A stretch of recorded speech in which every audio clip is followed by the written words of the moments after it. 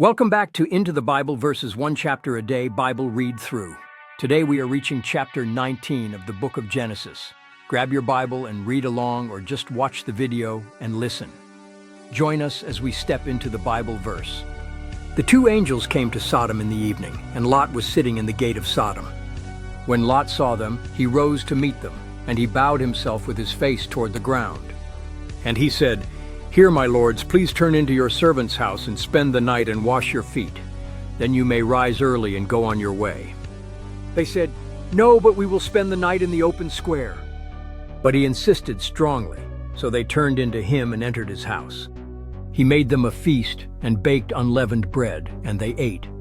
Before they lay down, the men of the city, all the people from every quarter, surrounded the house.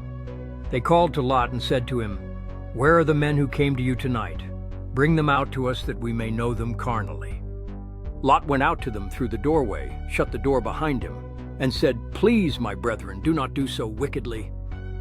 I have two daughters who have not known a man. Please let me bring them out to you, and you may do to them as you wish. Only do nothing to these men, since this is the reason they have come under the shadow of my roof." They said, "Stand back." Then they said, "This one came in to stay here, and he keeps acting as a judge. We will deal worse with you than with them." They pressed hard against Lot and came to break down the door. But the men reached out their hands and pulled Lot into the house with them and shut the door. They struck the men who were at the doorway of the house with blindness, so that they became weary trying to find the door. Then the men said to Lot, "Have you anyone else here? Son-in-law, your sons, your daughters, and whomever you have in the city, take them out of this place. For we will destroy this place, because the outcry against them has grown great before the face of the Lord, and the Lord has sent us to destroy it." Lot went out and spoke to his sons-in-law, who had married his daughters, and said, "Get up, get out of this place, for the Lord will destroy this city." But to his sons-in-law he seemed to be joking. When the morning dawned, the angels urged Lot to hurry, saying, "Arise, take your wife and your two daughters who are here, lest you be consumed in the punishment of the city." And while he lingered, the men took hold of his hand, his wife's hand, and the hands of his two daughters, the Lord being merciful to him, and they brought him out and set him outside the city. So it came to pass, when they had brought them outside, that he said, "Escape for your life. Do not look behind you nor stay anywhere in the plain. Escape to the mountains lest you be destroyed."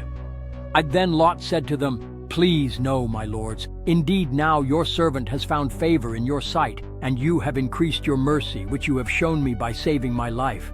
But I cannot escape to the mountains, lest some evil overtake me and I die. See now, this city is near enough to flee to, and it is a little one. Please let me escape there. Is it not a little one? And my soul shall live." And he said to him, "See, I have favored you concerning this thing also, in that I will not overthrow this city for which you have spoken. Hurry, escape there, for I cannot do anything until you arrive there." Therefore the name of the city was called Zoar. The sun had risen upon the earth when Lot entered Zoar. Then the Lord rained brimstone and fire on Sodom and Gomorrah from the Lord out of the heavens. So he overthrew those cities, all the plain, all the inhabitants of the cities, and what grew on the ground. But his wife looked back behind him, and she became a pillar of salt. And Abraham went early in the morning to the place where he had stood before the Lord. Then he looked toward Sodom and Gomorrah, and toward all the land of the plain, and he saw, and behold, the smoke of the land which went up like the smoke of a furnace. And it came to pass, when God destroyed the cities of the plain, that God remembered Abraham, and sent Lot out of the midst of the overthrow, when he overthrew the cities in which Lot had dwelt. Then Lot went up out of Zoar and dwelt in the mountains, and his two daughters were with him, for he was afraid to dwell in Zoar. And he and his two daughters dwelt in a cave. Now the firstborn said to the younger, "Our father is old, and there is no man on the earth to come into us, as is the custom of all the earth.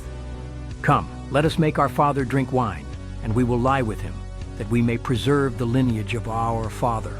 So they made their father drink wine that night. And the firstborn went in and lay with her father, and he did not know when she lay down or when she arose. It happened on the next day that the firstborn said to the younger, "Indeed I lay with my father last night. Let us make him drink wine tonight also, and you go in and lie with him, that we may preserve the lineage of our father." Then they made their father drink wine that night also. And the younger arose and lay with him, and he did not know when she lay down or when she arose. Thus both the daughters of Lot were with child by their father.